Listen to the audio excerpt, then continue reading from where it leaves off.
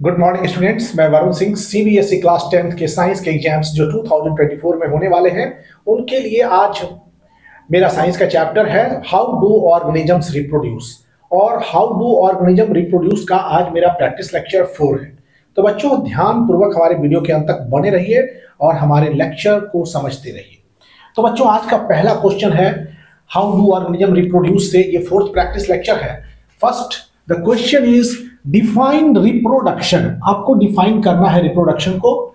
And इसके साथ है how does it help in providing stability of the population of species. और कैसे रिप्रोडक्शन पॉपुलेशन ऑफ स्पीसीज के लिए स्टेबिलिटी का काम करता है। How does it help in providing stability of the population. Population को कैसे स्टेबल रखता है।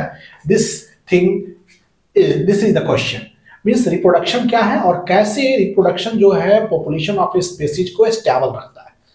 तो बच्चों रिप्रोडक्शन की परिभाषा है कि reproduction is the process of producing new individual of the same species from existing organism, okay, of a species that is parent.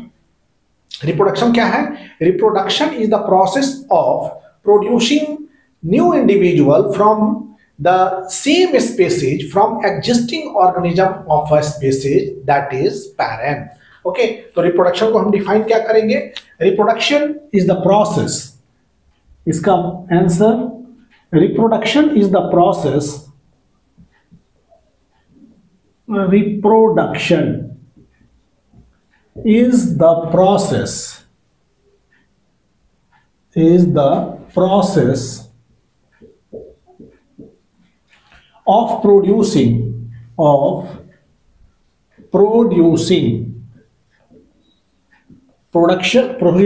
new individuals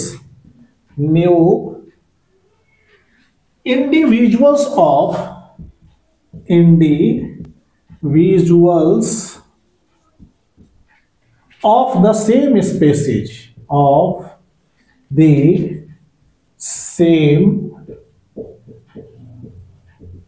species from existing organism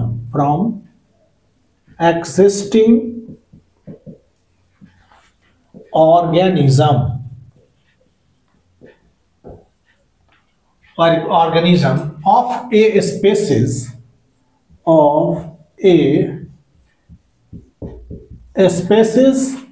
that is parent।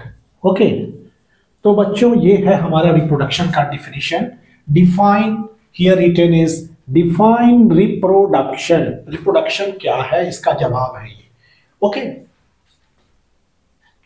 Reproduction क्या है। Reproduction एक प्रक्रिया है। Reproduction is a process of producing new individuals. नए individuals की उत्पत्ति होती है ऑफ द सेम स्पीसीज, अपने ही प्रजाति के, from existing organism of a species that is parent. Okay, this is the reproduction. Reproduction is the process of producing new individuals of the same species from existing organism of a species that is parent. Reproduction क्या करता है कि how does it help in providing stability of the population of species. कैसे ये population of species को stability provide करता है। तो बच्चों reproduction help in providing stability to the population of species because reproduction helps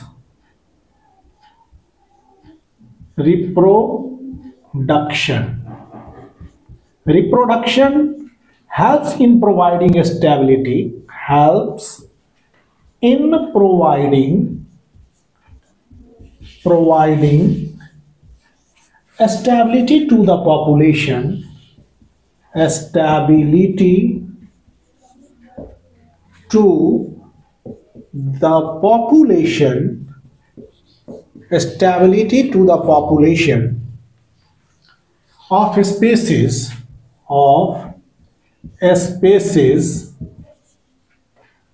because reproduction is a process, because reproduction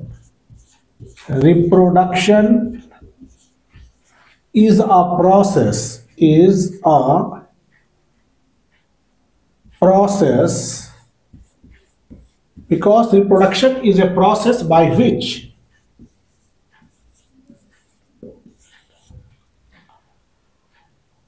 organism increase their population. Organism increase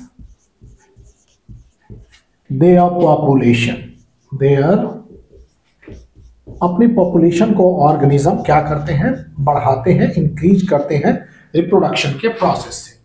that is क्या होता है, organism increase rate of birth and death. Rate of birth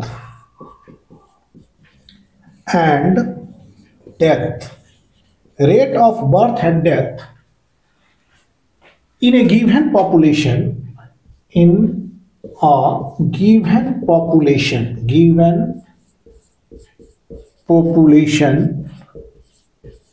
determine its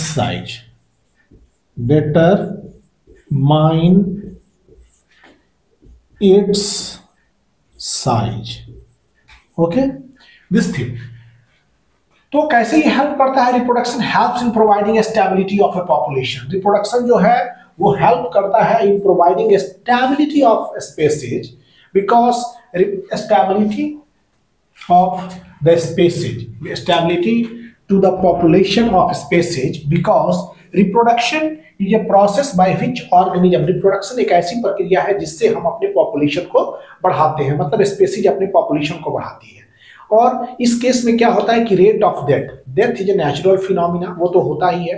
तो reproduction के through उस death को हम लोग balance करते हैं. Okay, by the process of reproduction, मतलब rate of death and birth in a given population determine its size. तो केवल डेथ ही होता रहे और रिप्रोडक्शन ना हो तो what will happen, you know. आप उसी तरह से कि reproduction helps in providing stability. Reproduction क्या करता है? Helps in providing stability to the population. किसकी स्टेबिलिटी? पॉपुलेशन, स्पीसीज के पॉपुलेशन की stability. Because reproduction is a process by which organisms increase their populations. वो अपनी पॉपुलेशंस को बढ़ाते हैं. And rate of birth and death in a given population determine करते हैं इनके साइज को. ओके बच्चों, तो this is the answer of this question. अब हम लोग अगले क्वेश्चन की तरफ चलेंगे. Let us move to another questions which is also very important. I am only making you to practise more and more questions so that you may face your exams boldly.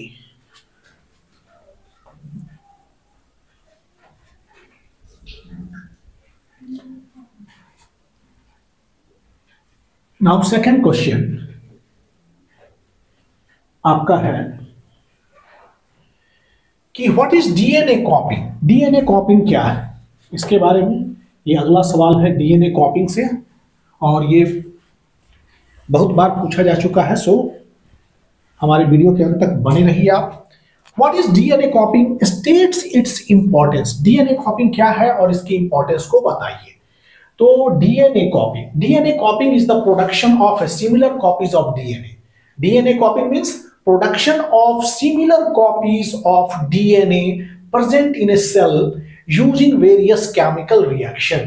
के various chemical reaction को use करके similar copies of DNA तैयार होता है cell के अंदर. This is called DNA कॉपिंग. Okay, तो बच्चों डीएनए कॉपिंग पर हम लोग अब चलेंगे. What is DNA कॉपिंग? Let us begin and give an answer on this DNA कॉपिंग. तो डीएनए कॉपिंग क्या है? Answer second. What is DNA कॉपिंग? State it's important. उसके इंपॉर्टेंस को आपको बताने हैं. So what is its importance?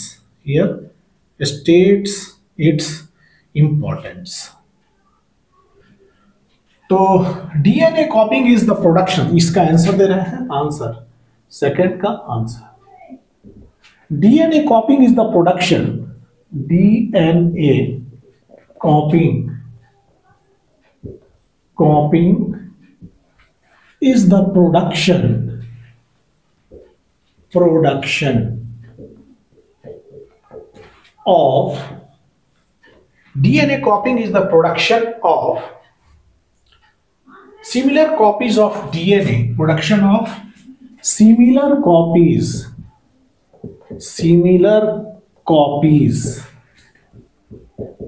of DNA present in the cell. Okay, similar copies of DNA present in the cell. DNA copying is essential for reproduction. DNA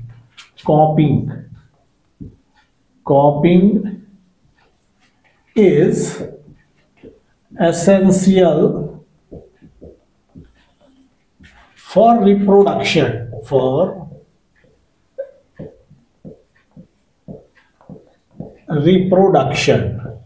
DNA copying is essential for reproduction, through which the organism pass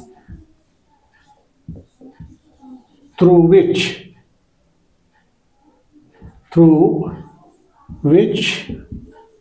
the organism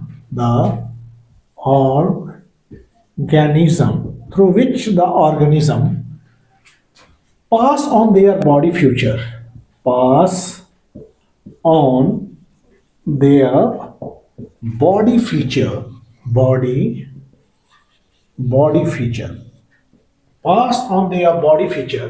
to their offspring.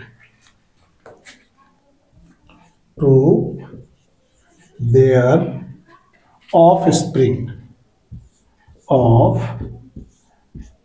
Body features को अपने offspring में pass करते हैं, to their offspring. Okay, अगर कोई भी error होता है डीएनए कॉपिंग में, that is if error is present in a DNA copying, then this leads to evolution, this leads to variation. Okay, तो offspring. Error in DNA copying अगर होता है, error in DNA copying,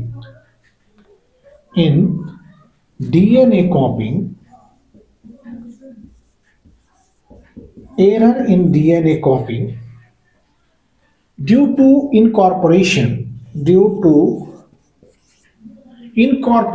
of wrong nucleotide,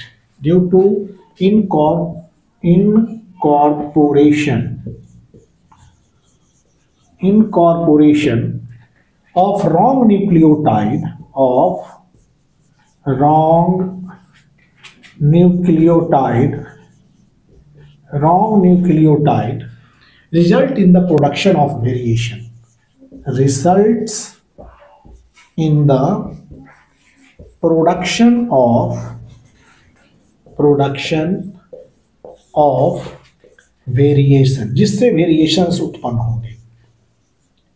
Result in the production of variations. Okay, such variations are useful for the survival of a species. Such variations are useful for the survival of the species over time. Okay, इस तरह के variations जो हैं वो बहुत ही useful होते हैं species के लिए. ओके, फॉर लंबे समय तक के लिए. such variations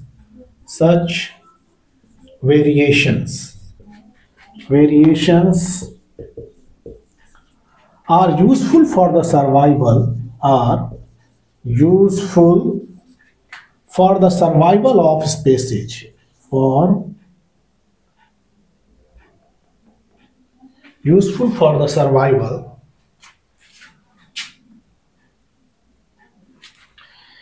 वेरिएशन जो है बहुत ही यूजफुल है सर्वाइवल के लिए, क्योंकि हम एनवायरनमेंट के एडवर्स कंडीशन में भी फिट कर सकते हैं. We can fit in adverse climatic environmental conditions. तो इस तरह के variation useful for the survival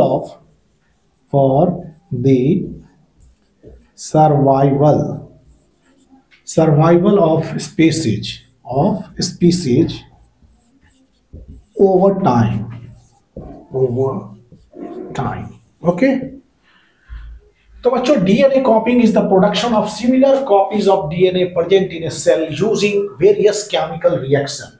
okay, DNA copying is essential for reproduction, ये बहुत ही एसेंशियल है रिप्रोडक्शन के लिए, through which an organism pass on their body feature to their offspring. हम अपने बॉडी फीचर्स को अपने ऑफस्प्रिंग में पास करते हैं डीएनए कॉपिंग के मदद से। Okay,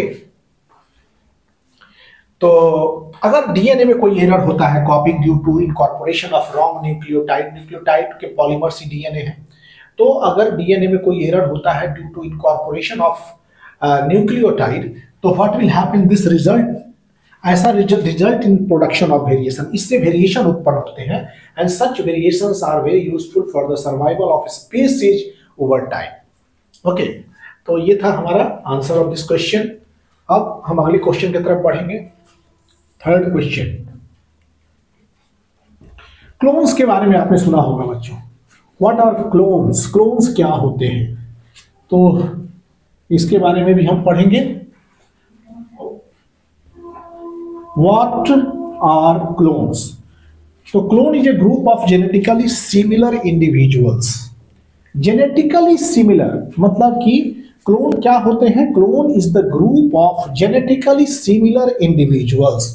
You should mind it. Genetically similar. Here, term genetically similar is of great importance और खासकर क्लोन के लिए। ओके, क्लोन क्या है, यही हमारा सवाल है।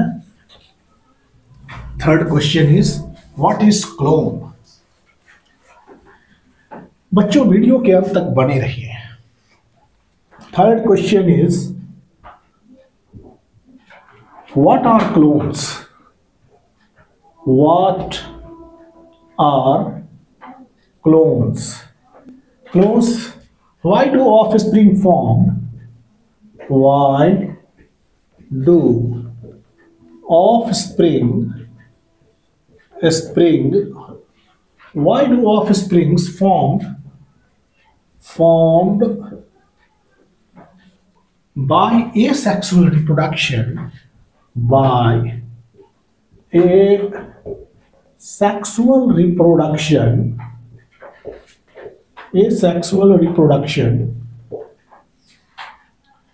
asexual reproduction। What are clones, और क्यों जो होते हैं offspring formed as a result of asexual reproduction exhibit remarkable similarity। exhibit that is ये exhibit करते हैं, exhibit remarkable similarity। ये क्यों इस तरह की सिमिलैरिटी को एडॉप्ट करते हैं, रिमार्केबल सिमिलैरिटी,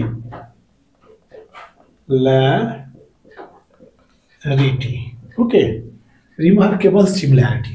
क्लोन्स क्या है, and why do offspring formed by asexual reproduction exhibit remarkable similarity, क्यों ये इस तरह की सिमिलैरिटी उत्पन्न करते हैं। तो बच्चों क्लोन क्या है, clone is a group of genetically similar organism, ये जेनेटिकली सिमिलर ऑर्गेनिज्म के ग्रुप्स हैं।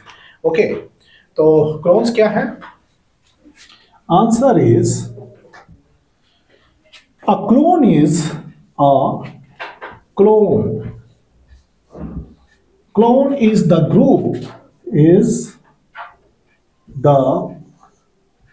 Group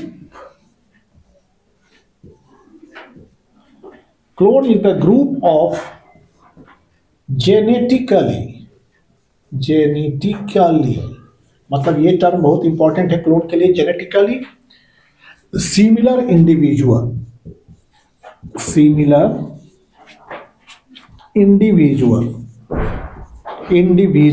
okay, clone is the group of genetically similar individual. अब इस पॉइंट में है why do offspring form by asexual reproduction, कोई ऑफस्प्रिंग एसेक्सुअल रिप्रोडक्शन के दौरान जो बनते हैं वो एक्सिबिट करते हैं सिमिलैरिटी, मतलब एक रूपता, मतलब सिमिलर ये सिमिलर लगते हैं और इसी सिमिलैरिटी को क्लोन कहते हैं। तो बच्चों इसमें क्या है कि since member of a clone are formed by mitotic division, जो मेंबर क्लोन के हैं वो asexual reproduction means mitotic cell division is going on, 1 cell से 2 से 4 दिस ऑल। तो एक इसमें क्या होता है कि इसका आंसर है since member of clone members of clone, since the members of a clone, since the members of clone, members of a clone, of a clone are formed by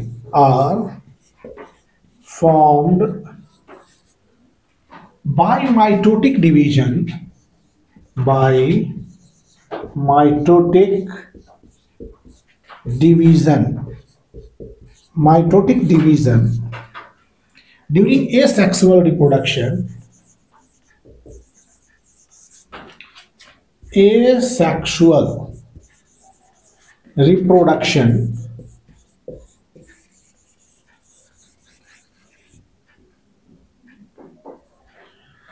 since member of clone are formed by mitotic division during asexual reproduction, so are genetically similar, इसलिए mitotic cell division के कारण ही है और इसी कारण से वो genetically similar हैं. सो are genetically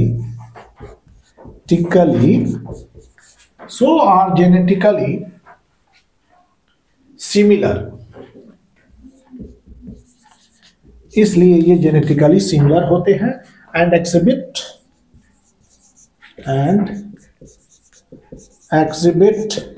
remarkable similarity,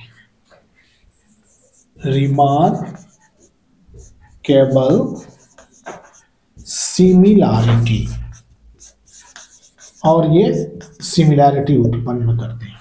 okay, clone group of genetically similar organism को ही क्लोन कहा जाता है. Group of genetically similar organism is clone, क्योंकि जो मेंबर होते हैं क्लोन के वो माइटोटिक डिवीजन के दौरान, सेक्सुअल रिप्रोडक्शन के दौरान जो माइटोटिक डिवीजन होता है उससे बनते हैं और सो जेनेटिकली सिमिलर होते हैं और इनमें रिमार्केबल सिमिलैरिटीज होती है. सिमिलैरिटी. ओके, अब now fourth question is,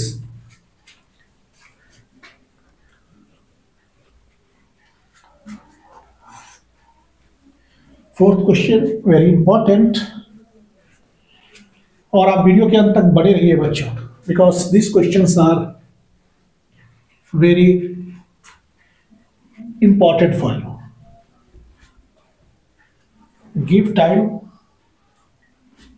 and gain nice mark.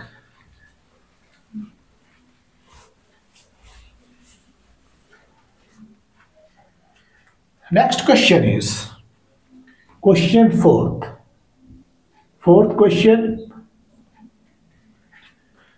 What are chromosomes? What are chromosomes? ये chromosomes क्या होते हैं, इन्हीं के बारे में आपको बताना है. What are chromosomes?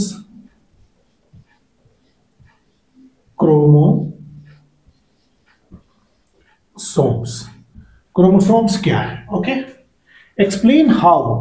Now you have to explain करना है इनको. Explain how. एक्सप्लेन कीजिए कि कैसे in sexually reproducing organism, in sexually reproducing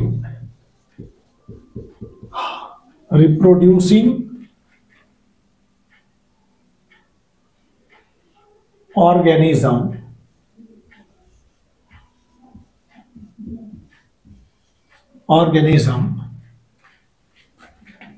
the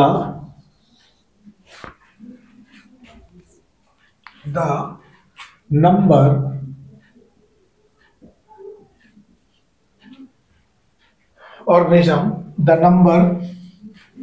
of chromosomes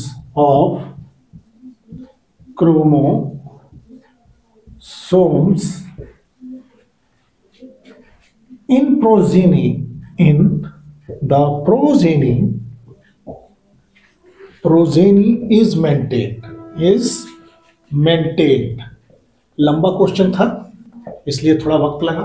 chromosomes क्या है and explain how sexually reproducing organism, कैसे sexually reproducing organism, the number of chromosome in the progeny is maintain, मतलब कैसे progeny में number of chromosome जो होता है वो मेंटेन है। बच्चों हम लोग क्या है organism, we are diploid because we have 2 sets of chromosomes, so we are diploid. हमारे जितने भी सेल्स हैं वो सब डिप्लॉयड कंडीशन में है, 2n है, मतलब half set from parent and another half from parents. मतलब कि एक गैमेट जो होता है वो क्या होता है कि 1n, उसको हम लोग बोलते हैं कि 1n कहते हैं, कंप्लीट सेट जाइगोट हो जाता है। मतलब कि यहाँ पर क्रोमोसोम्स जो होते हैं, पहले क्या है इसके बारे में समझाएंगे। Chromosomes, what are chromosomes. तो बच्चों हमारे वीडियो के अंत तक बने रहिए और देखिए chromosomes, and answer is here. Chromosomes are long thread like structures, chromosomes are long thread like structure, chromosomes are long thread like structures which contain hereditary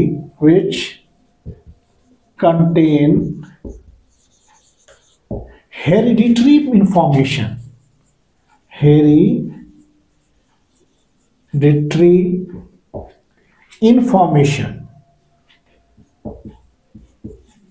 जिसमें कि हेरिडिटरी इंफॉर्मेशन कैरिड होते हैं, विच contain hereditary information of the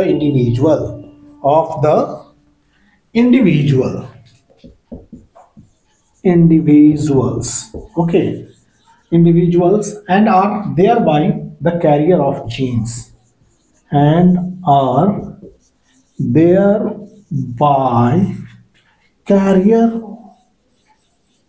genes, और ये career of genes होते हैं। Chromosome क्या होते हैं बच्चों? Long thread like structures, okay, which contain hereditary information of the individuals and are thereby carrier of genes, और कैरियर ऑफ जीन्स होते हैं। क्रोमोसोम हमारे न्यूक्लियस में, सेल के न्यूक्लियस में पाए जाते हैं, and chromosome is made up of DNA, histone, protein and some small percentage of RNA also contained in it. But क्या होता है, क्रोमोसोम ज्यादा से ज्यादा जो है डीएनए पोर्शन और प्रोटीन का बना होता है। तो chromosome is are long thread like structures which contains hereditary information of the individuals, and इसी तरह से ये कैरियर ऑफ ए जीन भी है, they are carrier of gene. Parent are diploid and has 2 set of chromosome, हम लोग parents हैं, we have 2 sets of chromosome, 1 set from mother and other set from father, that is sperm में 1 set, gametes जो होते हैं 1 set of chromosome होते हैं। तो gametes, sperm is 1 set and ovum is 1 set. After fertilization they become 2 set again gains the original chromosome number, okay। during fertilization से हमारे जितने भी सोमैटिक सेल्स हैं, बॉडी सेल्स हैं, we have a body cells, हमारे body cells में chromosome, nucleus में जो क्रोमोसोम है वो है 2n, that is in human species. खासकर देखिएगा इसमें 46 क्रोमोसोम्स होते हैं न्यूक्लियस में, in somatic cells 46 chromosomes. The term chromosome was given by Waldeyer, and 46 मतलब 23 pair, you can say 2n, मतलब 2 into 23. 23 comes from where? 23 comes from your male gamete and other 23 came from your female gamete. That is, sperm जब gamete बनता है तो gamete formation के समय, where is gamete formed in human being? Gamete is formed in the testis of a human male, and gamete is formed in ovary in case of female, human female. तो बच्चों ovary और testis both have 1 set of chromosome, that is 23।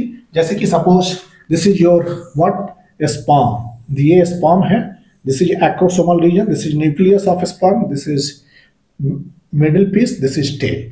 तो this ये sperm में how many chromosomes you have? 23, मतलब n, okay.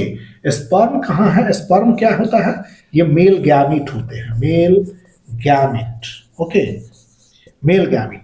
और एक होता है ovum, ovum is largest cell of human body, this is also n, okay. तो दोनों जब फ्यूज करते हैं आपस में, sperm and ovum, during the fertilization they get fuse, and जब फ्यूज करते हैं तो फ्यूज करने के बाद एक नया स्ट्रक्चर बनता है जाइगोट। ये पहला सेल होता है ह्यूमन के लाइफ का। किसी ह्यूमन के ओरिजिन के समय सबसे पहले बनता है जाइगोट। हम लोग भी जाइगोट से ही शुरू हुए।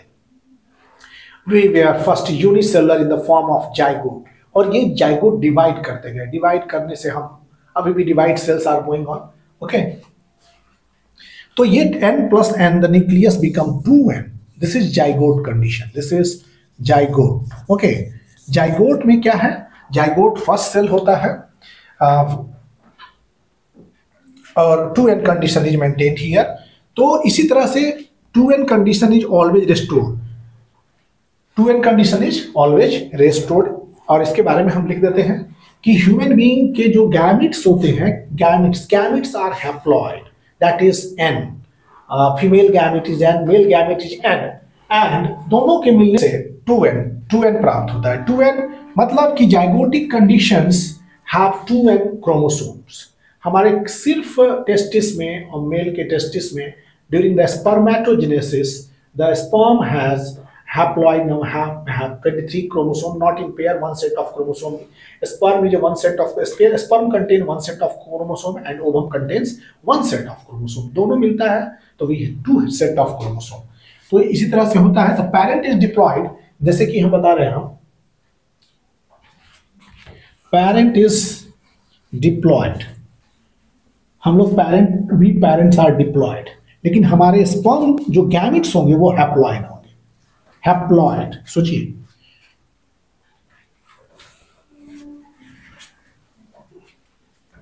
हम लोग पेरेंट क्या है, द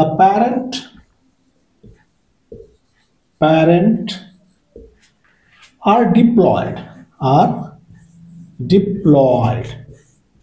डिप्लॉयड का अर्थ 2n condition is maintained here as each of them has, as प्रत्येक पैरेंट में 2n होते हैं, as each of them has 2 set of chromosome, 2 set of chromosome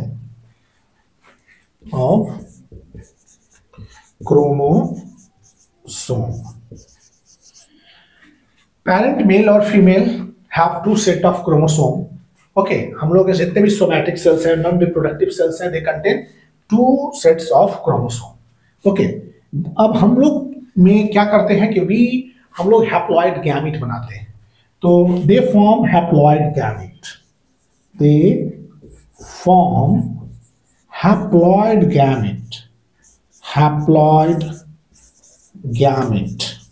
ये हैप्लॉइड गैमीट बनाते हैं। Haploid that is 1n, haploid आप इसको लिख सकते हैं 1n, haploid 1n male and female gamete, male and female gamete, okay। 2 type of division है, that is mitotic division and meiotic division। meiotic division reduction division, जिसमें क्रोमोसोम आधा हो जाता है अपने ओरिजिनल नंबर के। तो parent are diploid and as each of them has 2 set of chromosomes, 46 chromosome, they form haploid male and female gamete, that is 23 chromosomes gametes, haploid male and female gamete, okay. Through the process of meiosis, किस process से gamete बनते हैं? Through the process of meiosis, through the process of meiosis, meiosis की प्रक्रिया से gamete बनते हैं, okay. through the process of meiosis haploid gamete have 1 set of chromosome, haploid gamete ये है 1n, haploid gamete have 1 set of chromosome, ये ध्यान में रखिएगा। haploid gamete में कितने chromosome? 1 set of chromosome, 1 set of chromosome, yes, you notice haploid gametes have one set of chromosomes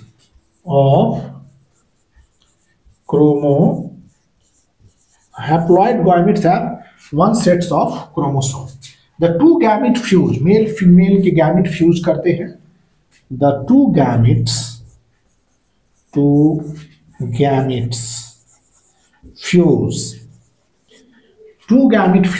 during fertilization. Fusion of gamete is fertilization. During fertilization, two gamete fuse during fertilization, and offspring become again diploid. And offspring become diploid. Offspring क्या हो जाते हैं? Diploid हो जाते हैं. Which is same as parent chromosome number. फिर वो parent chromosome number के बराबर हो गए. Which is same as parent chromosome number. Parent chromosome number के बराबर हो जाते हैं. वी स्टडी इन रिप्रोडक्शन इसके बारे में. और तो बच्चों हम लोग जितने भी ऑर्गेनिज्म है पैरेंट डिप्लॉयड होते हैं, लेकिन वो प्रोड्यूस करते हैं gamete which is haploid and which is one set of chromosome. Gamete one set of chromosome. Male and female gametes दोनों क्या होते हैं? हैप्लॉयड होते हैं. During fertilization both these gamete fuse to form a zygote, okay, और diploid condition is restored. N to N हो जाता है. So diploid condition is restored. This is what are chromosomes. Chromosomes के बारे में definition है. और DNA copying के बारे में भी हमने बताया. और बच्चों ये chapter 7 that is how do organism reproduce का प्रैक्टिस लेक्चर 4 अब हम यही समाप्त करने जा रहे हैं. अगले लेक्चर में फिर मिलेंगे आपसे. ये सेक्सुअल रिप्रोडक्शन इन एनिमल्स और प्लांट. तब तक thank you for watching videos. आप लाइक कीजिए, शेयर कीजिए और हमारे चैनल को सब्सक्राइब कीजिए. और आप लोग को थैंक यू.